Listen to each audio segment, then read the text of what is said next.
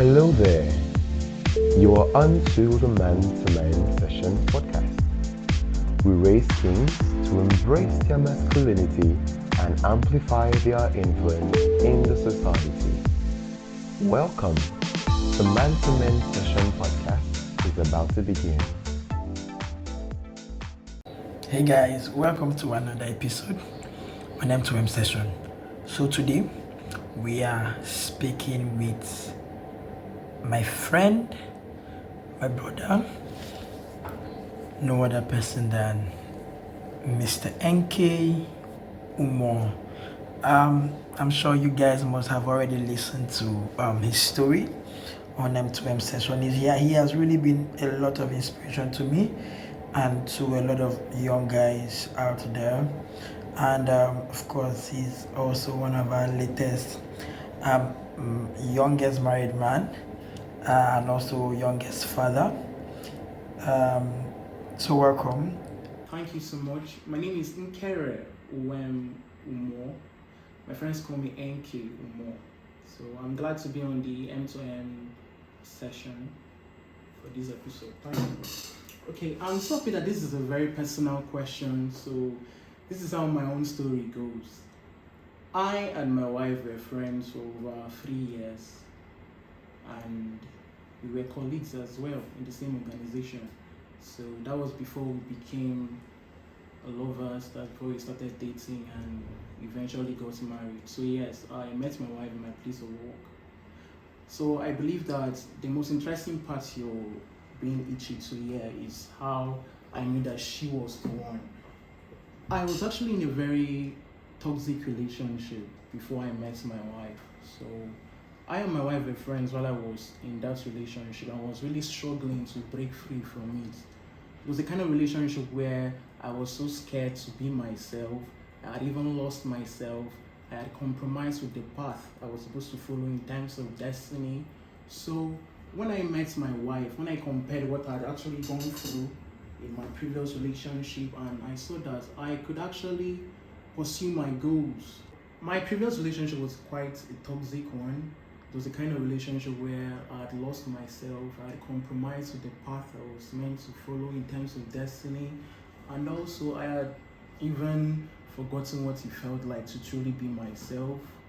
But so when I eventually got into a relationship with my wife today, I realized that I could check the box for my peace of mind. I could pursue my goals without even envisioning that maybe someday I'll be distracted in future.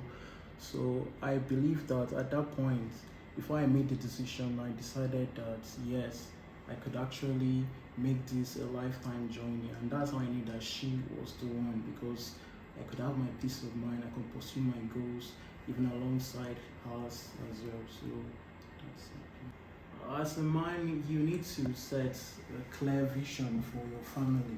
You can't just set out with a lady without knowing where you're going, without having clearly defined goals, what you want to achieve. Because let's say this is your life partner, so you have to set clear goals for yourself, and that should be inclusive of your children as well. So you need to understand emotional intelligence as well. You need to set the tone for mutual respect. I understand that the African culture has a lot of mix and hits, but you need to reinvent and train yourself to understand that there's a lot of female emancipation going on today. So you need to set an example for your children as well. You lead by example. So that's all for that. I believe that emotional intelligence comes in first in that kind of situation, because you need to understand empathy, because everything is not just all about you. This is about the other party as well. In the case of conflict resolution, you need to understand that there are 3 ways you can approach it. You can either be aggressive, you can choose to be assertive, or you can choose to be passive.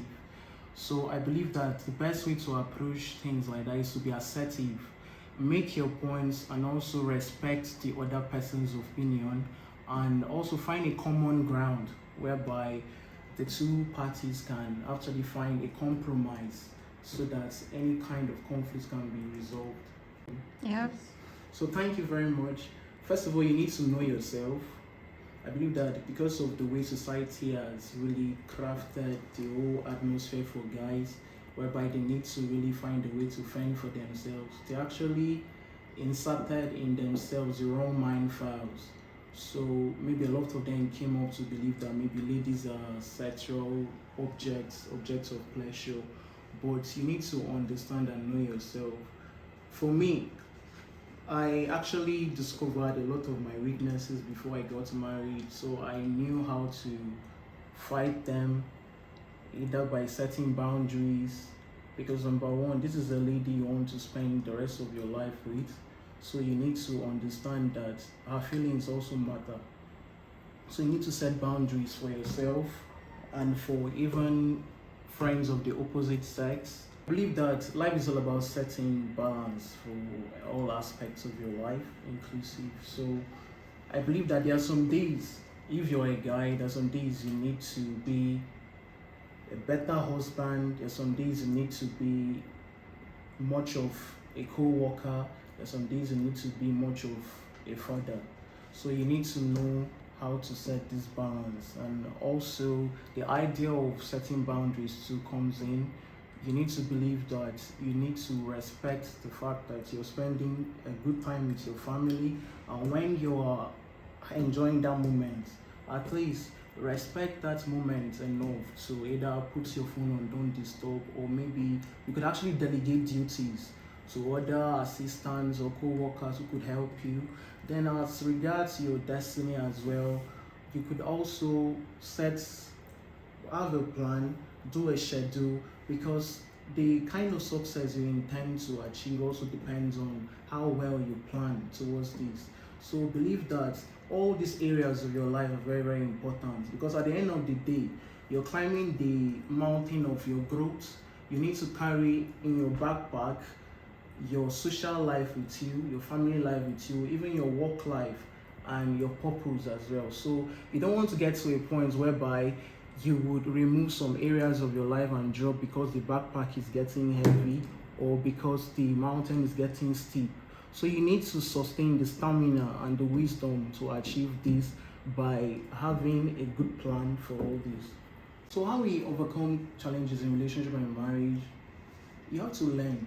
You really, really need to learn, because marriage is not about, it's not a bed of roses. You need to learn, because there are a lot of things we had seen our parents go through. You might want to say that we want to overcome that by avoiding some things, but you might be making the same mistake in another way. So you need to go out of your way to learn the right way to do things. You need to learn from persons that have gone ahead of you. You shouldn't be too proud to learn from your parents if they are still alive. You shouldn't be too proud to go and sit down and learn under the feet of a mentor as well. Even your spiritual leaders, if you have them in your life, which you're supposed to, you should learn from them, and also seek out materials you could also soak or sponge out a lot of wisdom from, because you really, really need wisdom for this journey of life, because it's not really easy. Because number one, when you were born, you looked like your parents, but at the end of the day, when you're about to die, you only look like your decisions. So make the decision right now to inculcate the habits of learning and learning and learning, either consciously through wisdom or from the experiences of others. Thank you. That's really tricky, because so many of us try to avoid or evade that aspect. Maybe some of us are happy that maybe our in-laws are no more, but what if that isn't the case? You need to also set boundaries as well. You need to set boundaries, but you also have to believe that you need to respect your wife, because your wife is the next person no matter what. And also believe that and respect the fact that your wife came from somewhere, and you should also give her room to also express that respect for our parents. And likewise, also sit down and talk to your spouse concerning this, how you could avoid a lot of things, because a lot of us run into marriage without sitting down to talk about all these sensitive topics. Is it about finances? a topic as something like finances could actually lead to problems, even with your in-laws. When some cases come up where you need to provide for your in-laws, maybe this one you need to say that, okay, let's avoid this, we shouldn't do this. You should sit down, face the brutal fact that these are very, very sensitive topics, and sit down and trash it out. If you cannot do it on your own as two parties, you could also seek wisdom from others as well. I don't mean you seeking wisdom, I don't mean you maybe reporting your case or your problems to unnecessary third parties. You should also have wisdom in the way you do that as well. One of my basic beliefs is this: at the end of the day, my children will leave me alone. That's just the truth. But when they get to 18 or maybe 16, they may want to be on their own. Yes, that's just the truth. They may want to be on their own. So it still boils down to the fact that my wife will still be with me even is it my dying day or something. So I need to really strengthen my intimacy with her. A lot of persons that are into marriage, they believe that maybe it's basically the children that keep them together. So they leave out the fact that they need to continue fanning the flame of their relationship, building intimacy, maybe creating time for vacation. All these things are very, very important. And also for your children as well, they are a very, very important aspects of your lives, because they are a product of that marriage, and you need to really, really lead by example as a man. Show them the way to go. Let me even coin a part from the Bible.